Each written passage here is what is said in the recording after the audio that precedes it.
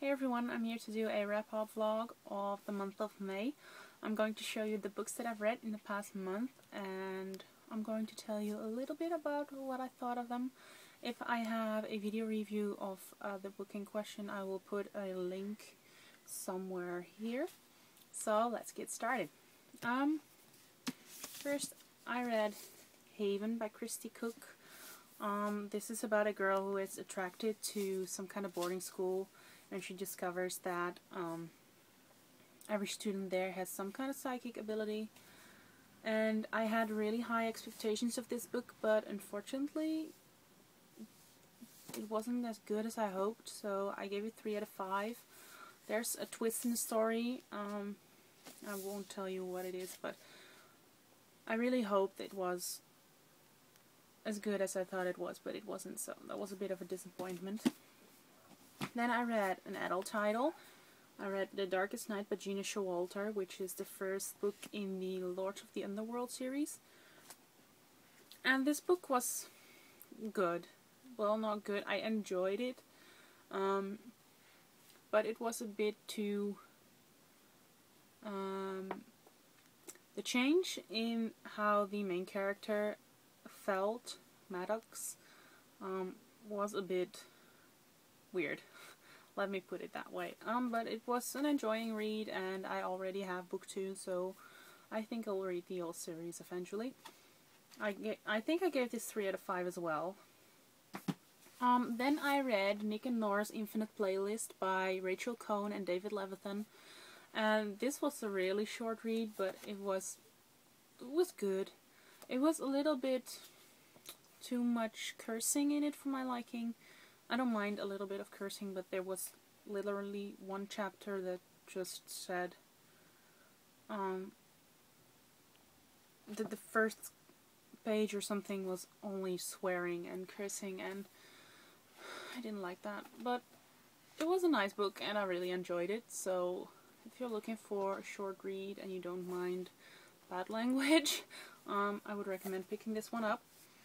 Then I read another adult title, Dead in the Family by Charlaine Harris, which is book 10 in the Suki Stackhouse series. And I gave this 3 out of 5 just because I felt this was a in-between book. I felt there was a lack in the plot. It just didn't feel like it was living up to a climax. I felt like there wasn't really a plot in this book. I felt like it was building up to something that may be happening in Dead Reckoning, which is book 11. That book came out on May 3rd, but I haven't read that yet. So, but it was okay. I like reading it anyway because it has Eric, but Eric was acting a bit weird, so that wasn't really helping us. But yeah, it felt like it was living up to a climax maybe in book 11 or 12, but not in this book, so that wasn't... I was a little bit disappointed in this one. Then I read City of Ashes by Cassandra Clare. This is the second book in the Mortal Instruments series. As you all know, I loved City of Bones. I couldn't stop raving about it. I didn't like the twists in it, but I really liked the book. It had me hooked. It was just really, really good. So I had high expectations of this one, and this one disappointed me. It didn't have me hooked, and it took me a week to get through this book. And I'm a really quick reader, so, and I know it's a bit big. It's, let me see,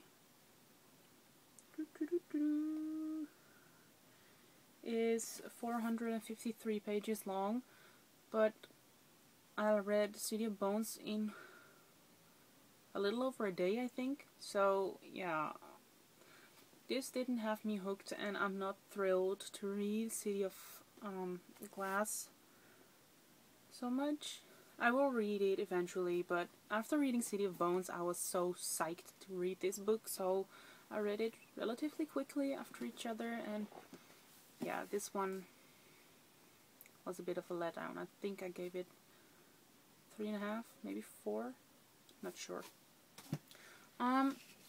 Then I read Unearthly by Cynthia, which is a YA debut for 2011. I really liked this book. I thought it was a great book. It had me completely absorbed in the story. It was a nice storyline. I liked the part of the angels and how it's incorporated in the world. And I liked her purpose, and yeah, I really liked it, reading it. So yeah.